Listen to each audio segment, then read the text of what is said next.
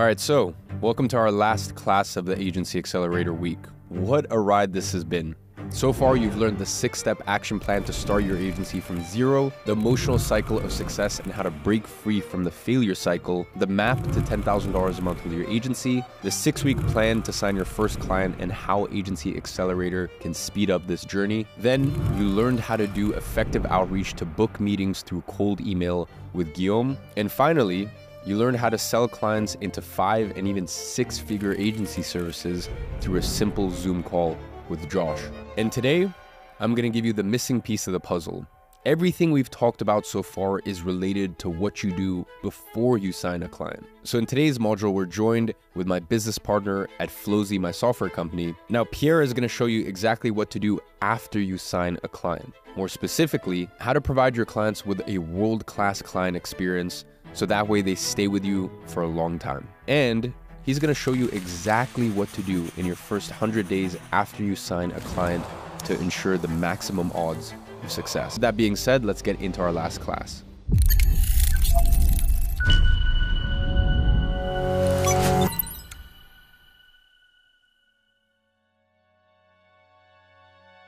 Welcome to this new section called System and Processes, where I'm going to teach you how to create the best experience for your clients, the critical first 100 days of your client's journey, as well as how to optimize your workflows, be more productive, and run a much smoother agency. So in this first section, I'm going to show you exactly what you need in order to offer the best experience to your clients. So it's really important to make sure that now that you've done all of the hard work from, sending call outreach to getting them on call to now actually having them pay you invoice and starting to work with you, that you make everything in your power to make sure that your experience is as good as possible so you can retain them. So to get started, of course, one of the most important things in order to offer the best experience to your clients is to make sure that you understand your client's need. I know this sounds basic, but truly that is the only way to make sure that you can offer the best experience for your clients. So of course, in order to do this, you need to practice active listening. And so that is really important to make sure that while you're on the onboarding calls, while you do your first few workshops and few initial consultation, make sure you write down as much details as possible. It's super important because a little bit of information could be extremely useful to make sure that you get your clients to feel heard and feel understood, and therefore make sure that they get the best experience. Because of course, the majority of your clients essentially had a problem and were looking desperately for a solution. And this is where you enter the picture. And now you need to make sure you can handhold your client all the way to providing the ideal solution for their problems. So in order to do that and make sure that you create the best experience, you need to build trust and transparency. It's incredibly important to make sure that your client have a full picture of what's happening. Honestly, I see it time and time again where people have little issues and try and, somehow disguise it or hide it. But this is not how you're going to build long-lasting relationships. You've got to think about the relationship with your clients like any other relationships in your life and make sure that you're completely transparent, you're completely honest. And therefore, if you have any problems, make sure that you're the first one to tell, address it. That is not a problem at all. It happens to every single person. The problem is to try and hide things, not be transparent. If you do that, you'll have no problem and you'll build a much deeper relationship with your clients. Of course, as we've discussed before, the concept and the importance of consolidation. It's incredibly important because once you now have these clients, the last thing you want to do is make their life more complicated. So make sure you create a space where everything they need is consolidated. Make it really easy for them. You want to make sure you only have one communication channel. So they don't need to go and search for things left, right, and center. You don't need your whole team to spend hours looking for things. Having everything in the one place will really improve the quality of your client experience because your clients will know exactly where things are. And again, ideally, if you have the right system, you'll be able to build a workplace where your client can see absolutely everything and therefore be entirely transparent from the progress of your tasks to all the different SOPs that you have, to who's in your team, to all the messages that have been exchanged.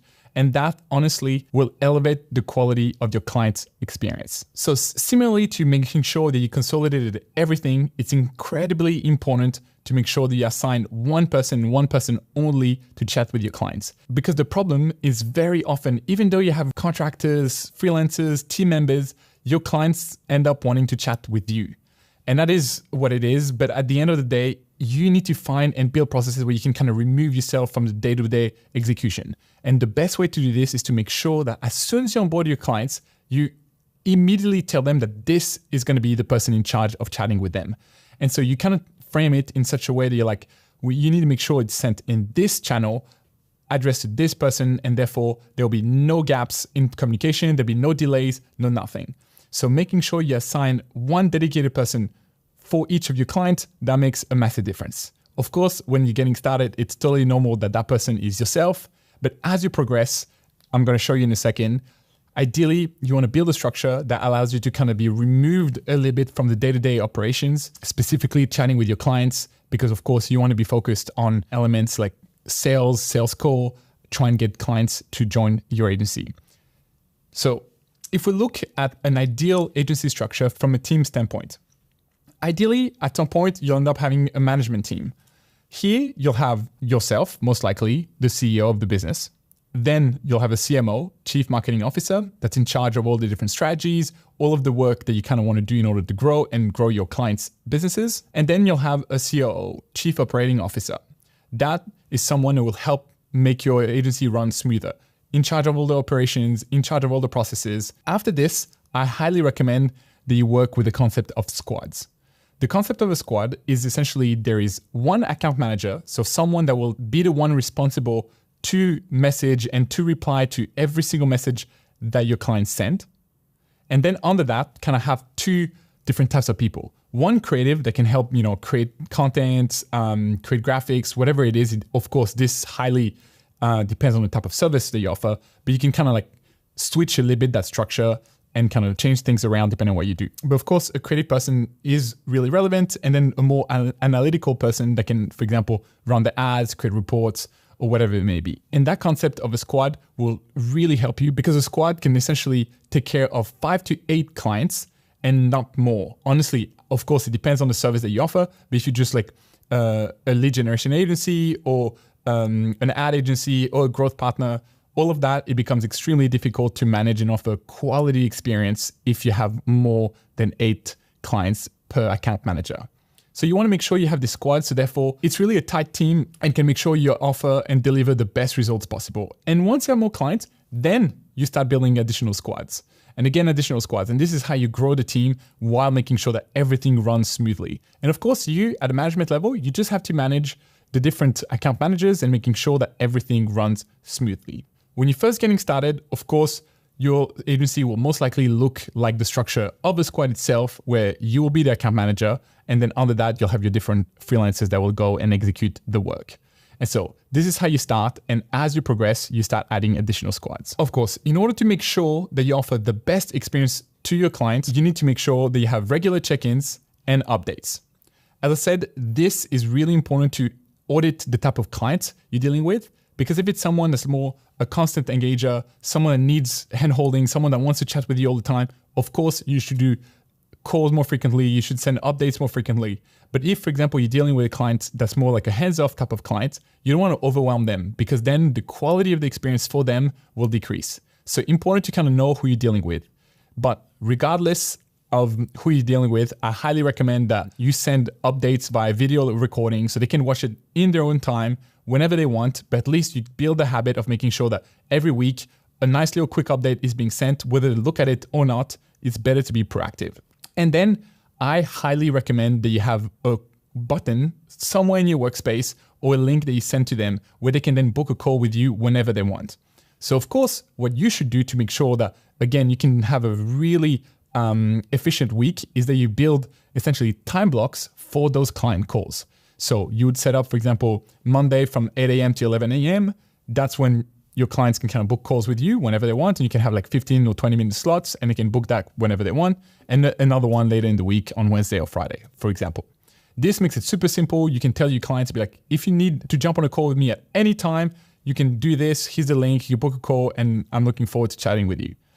But as I said before, if you have organized your workspace properly and your client portal properly, they should be able to even keep on top of the progress and have clear transparency on the progress of the different tasks. And they should even have a place where they can request new tasks to be done.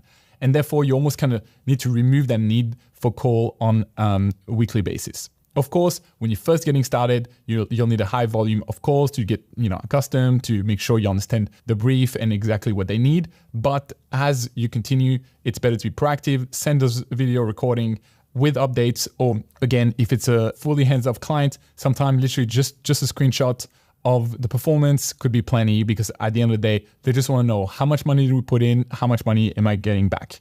That's all. So again, important to know who you're dealing with so you can offer the best type of update structure for that particular client. After this, of course, in order to offer the best experience, it's important to go the extra mile, to really go above expectations. So this is where it's really important that when you look at your client's business, you can kind of see, okay, cool, here's my core business. For example, let's say you run ads. So of course, your goal as an agency is to make sure that you run the best ads possible within, Meta, TikTok, Google, YouTube, whatever it may be, and that those convert as highly as possible. But of course, in order for that to happen, you might need to look at other elements of their business, the conversion rate of the website, whether all their email flows are really well set up so there's no leakage in the funnel from when you run ads, they arrive on the site, but then those people bounce and never come back. So for example, something that you could do if you just offer ads, you can make sure that as part of your onboarding process, as part of the first 100 days that you work with your client, you also have a section or even a workshop where you're going to talk about everything to do about improving the conversion rate, about improving the structure of the email, about the email flows, or whatever it may be. Just go one step above the expectation. Therefore, as soon as they get started, they'll be like, oh, wow, I'm already getting more than what I've even paid for. And therefore, you can start this relationship in a really strong way. Again, similarly, the power of surprises and wow moment is incredibly undervalued. I pretty much see no agency do this. But if you do that, trust me, you'll be in a complete different league in terms of the quality of the experience. And essentially, this is the concept that as soon as you receive a bit of money from your clients, for example, when they pay the first invoice, well, they take a fraction of that to essentially do something nice for them. This is really like creating a delight moment. As soon as they're onboarded, again, this goes a massive way in terms of making sure you build this really strong relationship. And again, I'm not talking, spending $300, $500. I'm just talking about a simple little gift, flowers and handwritten cards, a number of different books that you think could be beneficial for them. Again, like journals, like the 5-minute journal, any sort of journal that you think makes sense. And again, don't be lame. Absolutely, I'm not talking about you sending a branded t-shirt of your agency. That is lame. They don't want to do that. Send something that's just nice and that's not, for marketing purposes. It's just essentially useful for them. And that'll be a nice little delight moment. It doesn't cost you anything, essentially, because if you receive $2,000-$3,000 from them, you can absolutely spend, $20, $30, $40 on that. That's just cost of doing business. And it will go a long way because they'll really appreciate it. Not only will it make the relationship stronger, but again, this is a clear opportunity for them to use that as a word of mouth piece of information. Similarly, it's kind of cool to keep track of all of the different milestones that your clients go through. So for example, the first time they hit a certain number, the first time they receive an award, the first time they launch a new collection, whatever it may be, you should kind of make sure that within your processes, you're keeping track of all of those. Because again, if you can do something nice for them to celebrate those milestones, it will just create a much cooler experience for your client. And therefore, this is like this nice relationship back and forth with your clients that, again, trust me, I barely see any agency do that. So if you are the one doing this, you'll be far ahead of everyone else in terms of the quality of the experience. And again, the whole point I'm talking about all of this is because I really need to make sure that you understand the concept of client retention and how really acquiring a new customer can cost up to 25 times more than retaining an existing one. It's just incredibly important. You put all of this work in order to get a client. And now essentially a lot of people just go straight to be like, okay, cool. Now let me go back to sales and let me try and get new clients instead of focusing on delivering the best quality experience and the best results for the existing clients. And honestly, it's crazy the difference. You can never really grow a massive agency if you have a high churn rate. You just need to make sure that you offer better experience for your clients, and therefore they have an incentive to stick around and stay for longer. Just to illustrate the point, of course, when you acquire a customer, there's just so many costs involved, setup fee, the advertising costs, especially if you run ads to acquire customers, or sometimes you need to pay referral partners. So many fees involved in acquiring a customer versus retaining one. It's literally just better updates, better communication protocols, and simply just focusing on getting better results. So instead of launching a ton of different ads to grow your personal agency and grow, it's sometimes better to spend more time on your client results, because at the end of the day, if you've got insane client results, not only will it be much simpler to grow your agency, but also those clients will stay around. And don't forget that a single client at $3,000 a month equates to 36,000 a year. So if you keep them for 3 years, that's 100,000. That's well over 100,000 from a single client. So, really important to keep that in mind. And so something that I think could be interesting for you guys, I know it's probably a little bit advanced at this point because it'll come into play when you have more clients. But I thought it'd be interesting to kind of discuss the different metrics to look for in order to improve client retention. The reason why I thought it could be interesting is at the end of the day, that's something you should also try and do for your own clients. Because if, for example, if you're an ad agency where your goal is to get more and more clients, well, then of course, if their clients keep churning and their client they can't retain clients, there's nothing you will be able to do. So again, when you talk about going above and beyond, you could build a little protocol that essentially analyzes their client retention, and you could give them tips on how to improve their client retention. So obviously, the first metric is customer retention rate. This is simple. It's just a percentage of the client that your agency retains over a specific amount of time. Then customer churn rate is the exact opposite. This is how many clients you lose per unit of time. And so this is, again, you really want to minimize your churn rate as much as possible, because at the end of the day, that's what you need to aim for. And it's incredibly hard to grow and get that really exponential growth if you have a high churn rate, because essentially, if your goal is to get 10 clients, but you lose 1 or 2 clients every single month, at the end of the year, for you to end up with 10 clients, you actually need to acquire 20 different clients, which makes your life 100 times harder, because then you don't actually even have time to focus on all the 10s that you already have. So make sure you really focus on improving your churn rate. So same for your clients, you can say the exact same thing to them. A few different metrics. Net promoter score, this is just how likely they are at recommending your services to others. Again, this is a bit of an advanced metric, but interesting to kind of look at. Customer lifetime value, that's really important, because that's almost what you should optimize for. Make sure that you extract as much money per client over their lifetime.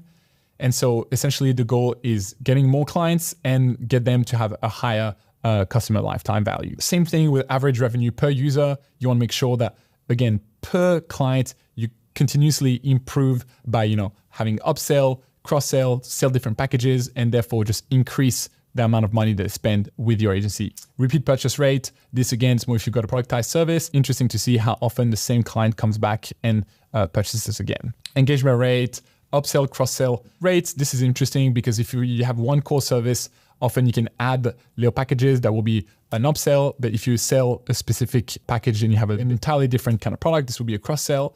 And it's interesting to see how well those convert. And of course, you want to increase that percentage as much as possible. Onboarding success rate is also very important, because in order for you to offer a really good quality experience, you need to make sure that your clients have been correctly onboarded, because otherwise they might be missing out on certain bits of information. And for example, if they don't know how to use your client portal that you built for them, or they don't know how to get access to your reporting, or they don't know how to message you properly, then of course you cannot offer the best experience. It's just not possible. So make sure you really audit your onboarding process and understand where the drop-off might happen, and therefore you can fix it and create just a better onboarding process, which then will result in a much better client experience. Renewal rate, again, for example, if you have contracts that last 3 months, 6 months, 9 months, how often do your clients renew? And this will be a clear indication of how well you perform as an agency and how good the quality of your services are. But of course, it happens to every single agency. It's impossible to avoid. You will have client that will churn. You will lose client. It's just the name of the game. Sometimes it has nothing to do with you. It could be just that the business themselves couldn't get enough stock, got into a legal battle, had issues between co-founders, many different reasons why they might need to stop.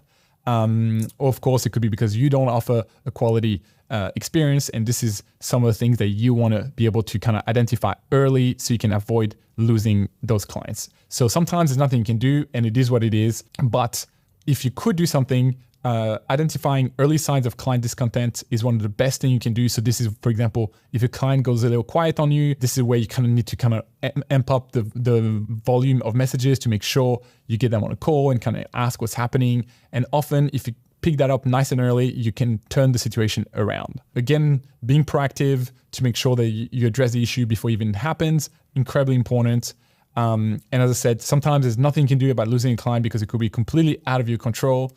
But what is important then is to try and have an exit interview so you can understand why, you can understand where you could have improved. And again, this could be an opportunity to still try and get a testimonial or a referral, specifically if there was no issue and it's just had to do something with the client themselves. So that's it in terms of fundamentals of offering the best client experience to your clients. And as always, a few action steps here. So the first one is to brainstorm delight moments. This is kind of fun.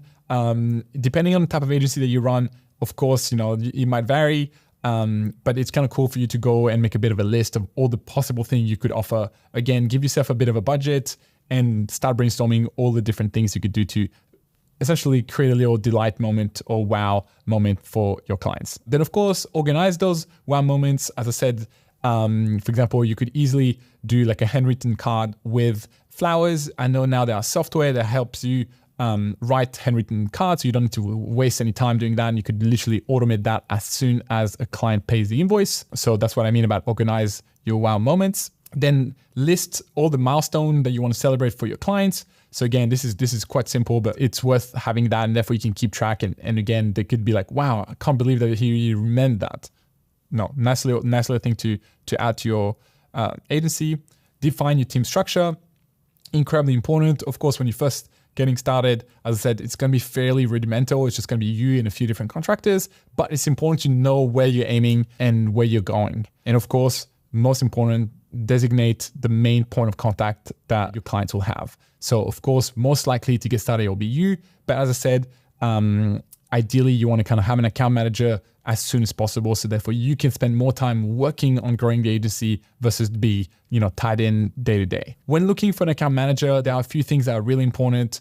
You need to make sure that the way they communicate is absolutely perfect, ideally in the local language of where your clients are located. Again, create a bit of banter between them and your clients. And again, makes things much easier if there's no language barrier there. Again, because they probably need to be able to understand the lingo. They need to understand the type of clients that you have. So that's it for this first section. Nice little quick summary of when you need to focus on to offer the best experience to your clients, which is making sure you understand what they need, build trust and transparency, that you then build a team that makes sense and isn't overly bloated, with a designated point of contact. Make sure you consolidate as much as possible and choose dedicated channels so it's very clear.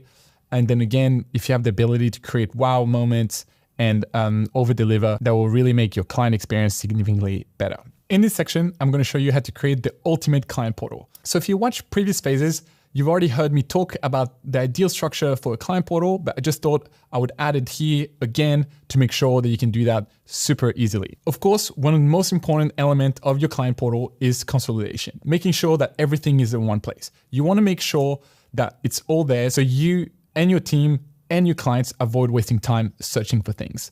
Honestly, it's something that I see time and time again, where you start messaging clients on WhatsApp, then you onboard them via email, then you onboard them on Slack because that's where your team lives, then you kind of save things in Google Drive, then you start using Monday.com, whatever it may be.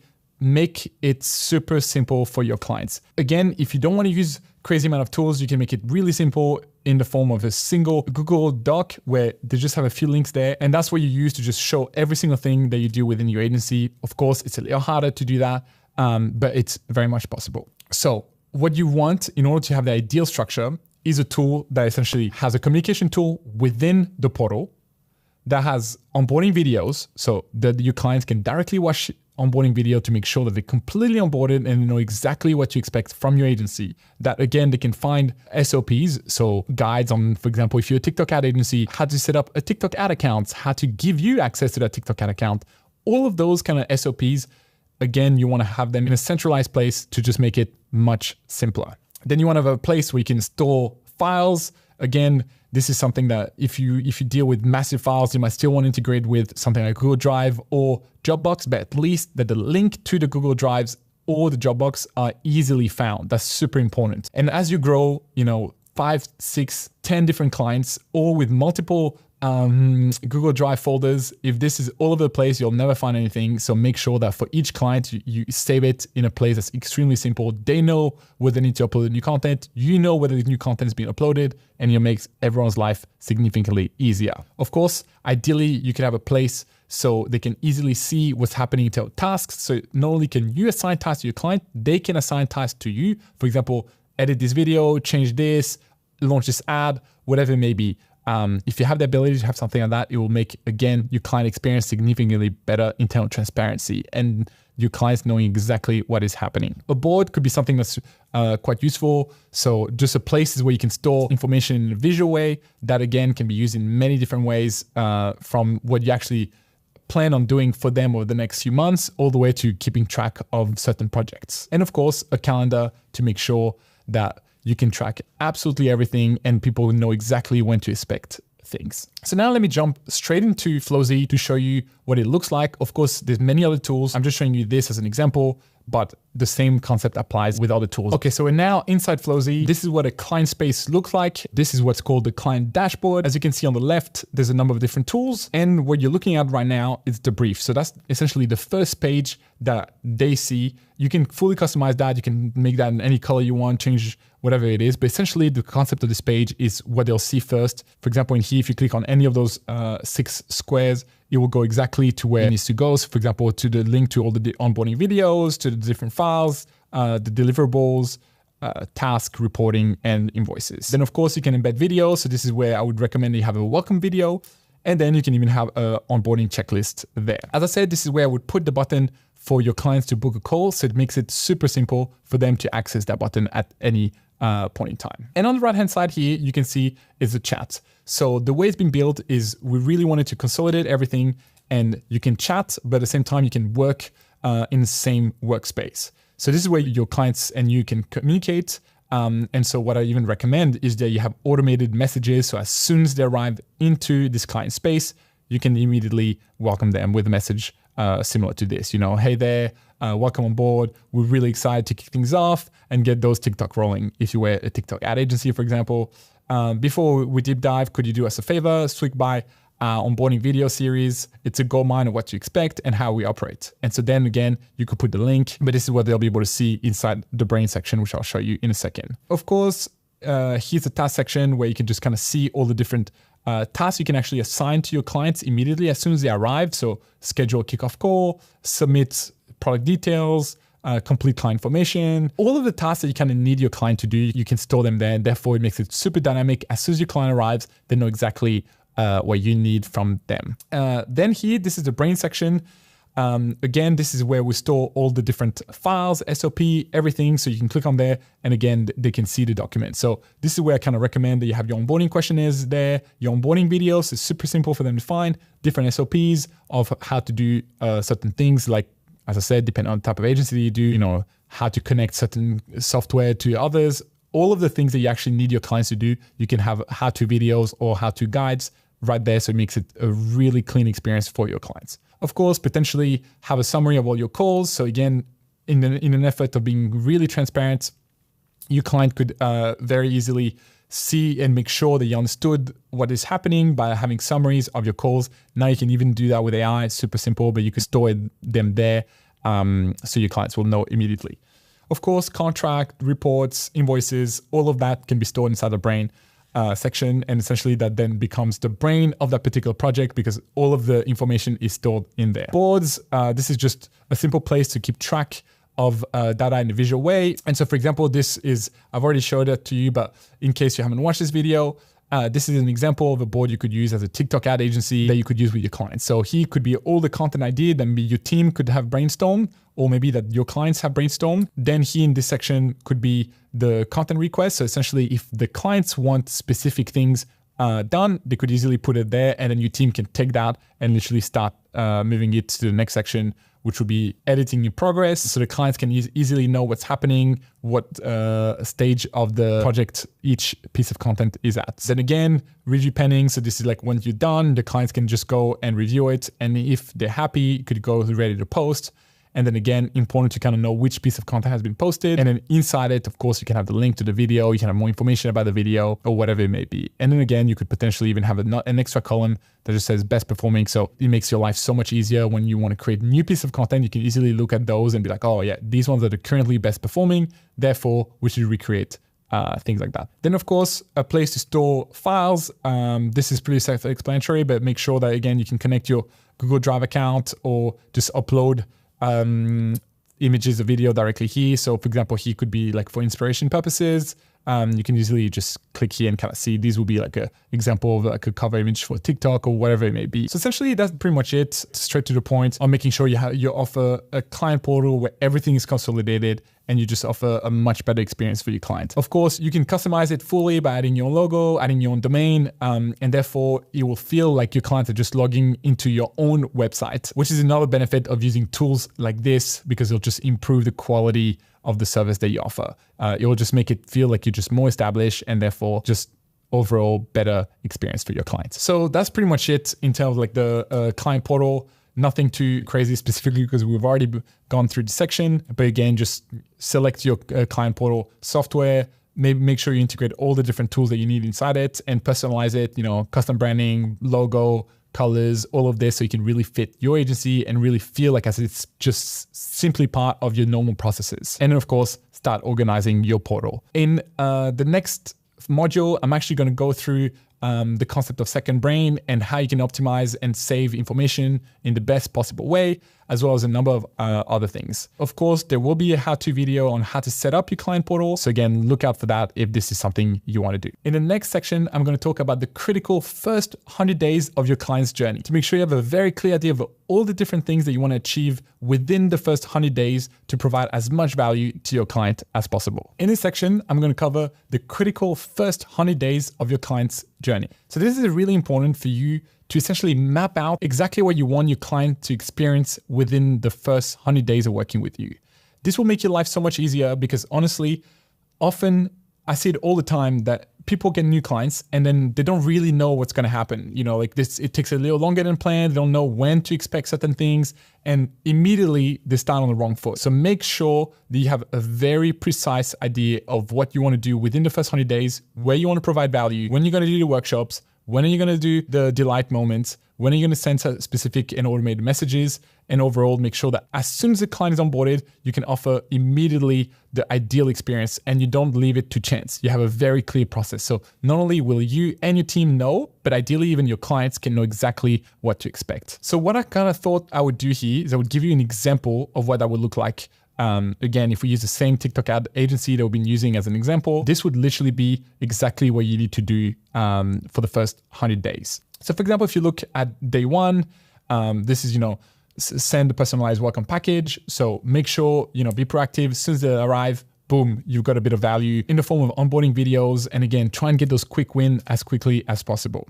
Day 2 and day 3, ideally, this is where you can book those meetings and jump on a call with them to just gather as much information as possible. Then on day 4, you need to make sure that they've shared access to the different files that you need. And again, this gives you a guideline to make sure that you stay on top of your clients to be like, hey, if you want us to kind of deliver value as quickly as possible, we need to stick to this kind of timeline. And therefore, let's move quick, Let's make sure you give us access to your documents and your files as quickly as possible. Again, you'll be surprised. In the past, I worked with clients that literally take even 2, 3, 4 weeks to even give you access to certain things because they have terrible processes on their end. And therefore, if that happens, you need to clearly communicate that this has nothing to do with you and everything to do with them. But ideally, because you've got a very clear process, you can explain that to them as soon as they get started. And you can even send them a calendar of every single thing and when you expect things, and therefore it makes it much smoother. Again, once you've done this, for example, on day 5, you can make sure that you send the custom strategy document. So ideally, again, you would have prepared that. So it's just about tweaking it for each client. This, again, nowadays, you're incredibly lucky because you can use ChatGPT to do all of this. So as long as you've got a really good base, you can then customize it very easily for each of your clients. Then again, day 6 could be one of your first workshop where you do like a really creative workshop where you can then start discussing, their vision, what they actually want to do. And you can already use this as a place where you give them ton of tips of the type of ads that are currently working and again, provide a value immediately. You could even create, again, a nice little document that just shows all of the top tips and therefore you can educate them as much as provide value, because the more educated your clients are on what you're trying to do, the easier the process will be. Not only do you get street cred from giving them free workshops, but then also the more they understand, the easier it will be. So this is, for example, what you would do on day 6. Day 7, you now get access to the accounts, so you can start doing an audit. And again, this is just an example of what a TikTok ad agency would do. So now in week 2, again, it's more about content and campaign setup, because now you've got access to everything. You've now discussed content. You've got access to the creative folders. So now it's time to develop the content calendar that you can send for approval. Again, start creating some of the content that you need in order to run the ads. And again, make sure that all of the TikTok ad accounts are set up properly. Sometimes you join clients and they've got things all over the shop. So again, consolidate all of that. Day 13 to 14, this could be where you try and launch those ads. So again, when we discuss the onboarding process, we talked about time to value, and this could be one of those milestones you're trying to optimize as much as possible. So if you run ads for clients, how long does it take you to launch the first ads?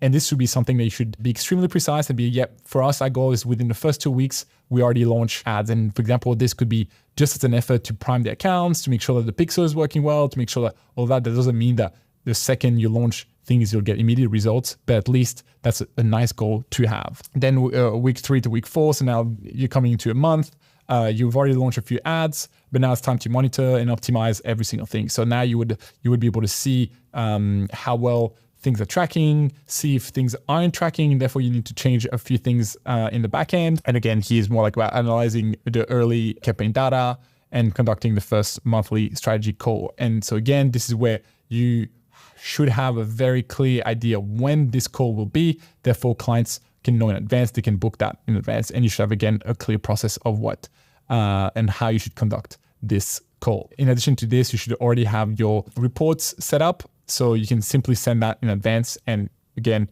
trying to automate as much of the work as you can ahead of time. So that's why if you already know what you're going to do over the first 100 days, all of that can be prepared, and then as soon as you get to that day, it's already ready to rock and roll. You've got to do a few little changes, but you can send that, stay on track, and offer value as quickly as possible. And again, after that, we get to month 2, where now you're going to be doing like more scaling things. You're going to do checking calls bi-weekly, but at least you've got a clear idea of how that first 2 months kind of looked like. Then of course, now you enter month 3, where you don't need to kind of set up every single day of the first 100 days, but you need to have a clear idea of what you're aiming at achieving pretty much each week, or at least definitely the last 2 months. And this, what you could do is when you do create your calendar for the first 100 days, to still have specific wow moments or specific thing that you try and organize for them in order to just offer a better experience. So that's pretty much like what you would do as an example for the first 100 days as a TikTok ad agency. But again, being very clear on what you need to do, and even being very clear so your clients can know exactly what to expect, makes life so much easier. Again, the majority of the problem that you'll face is miscommunication and mismatch expectations. So having something like that where you literally laid out exactly what happens over the first 100 days makes your life much smoother, and your clients know exactly what to expect, and therefore you can keep track and stay on schedule. As I said, again, celebrating certain milestone, building relationship, all of these different things you can do on specific days. So for example, for you could be like, yep, on day 45, this is when I do this. On day 70, this is where I do that. So here now you can kind of like have a bit of a more in-depth example of what that looks like. But again, it's pretty much the same concept.